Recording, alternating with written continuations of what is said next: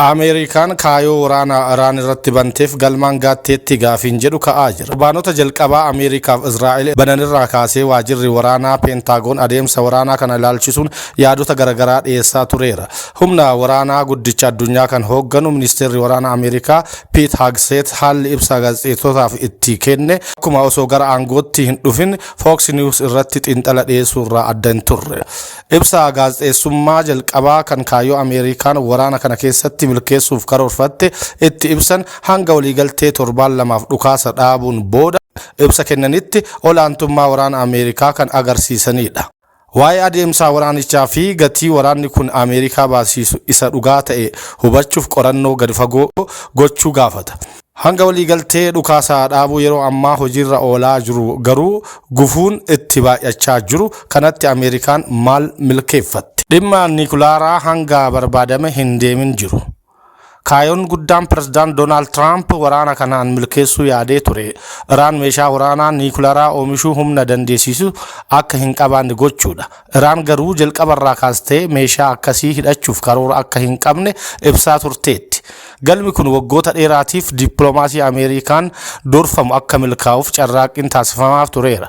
Bara 2015 hoogganaa pirezidaantii duraanii Ameerikaa Barack Obaamaan Iraan waliin waliigaltee nikulaaraa idila addunyaarraa gaamee ture. Itti aansee aangoo kan fudhate Tiraamp garuu waliigaltee dadhabaa ejjennoo jedhu qaba ture. Bara bulchiinsa isaa jalqabaan waliigaltee sana diiguun waliigaltee irraa gaamee ture sanaan bulaa kan turte Iraan irra deebiin qoqqobbii kaa'e. Tarkaanfiin kun ammoo Ameerikaan waliigaltee ture keessa akka baatu godheera. Murtee isaa kanaan dippiloomaasii caalaa humna fayyadamuu kan filate Tiraamp bara bulchiinsa isaa jalqabaa gara dhumaa irratti ammoo ajajaa eegdota warraaqsaa Islaamaa Iraan Jeneraal Qaasim Suleymaan ajjeeseera.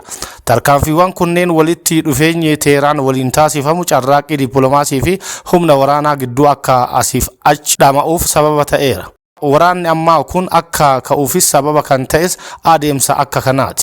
Booda waliigalteen dhukaasa dhaabuu amansiisaa hin taane hojiirra ooluuf jalqabus hanga ammaatti Tiraamp dhimma nikulaaraa irratti bu'aa ifatti mul'atu argachuu isaa ragaan agarsiisu hin jiru.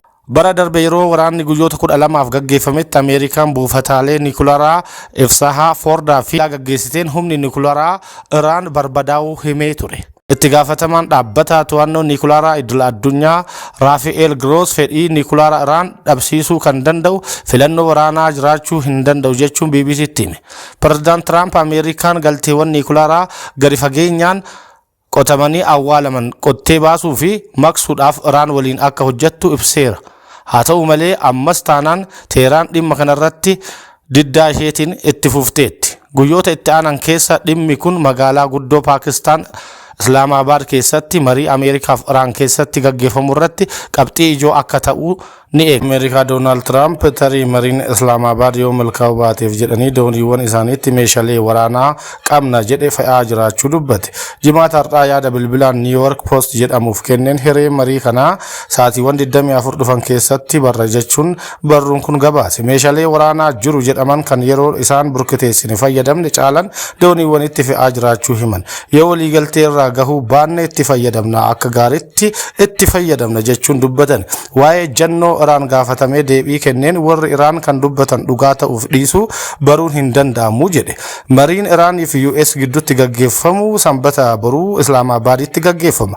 Yaada Truth Social gubbaa kaa'een ammoo sababni warri Iraan lubbuun jiraniif marii gaggeessuufi jedhe. Amma Iraan of harkaa kaardii ittiin dhiibbaa gootu hin qabdu jechuun sababni takka ittiin lubbuun jiraniif marii kanaafi jedhanii dubbatan.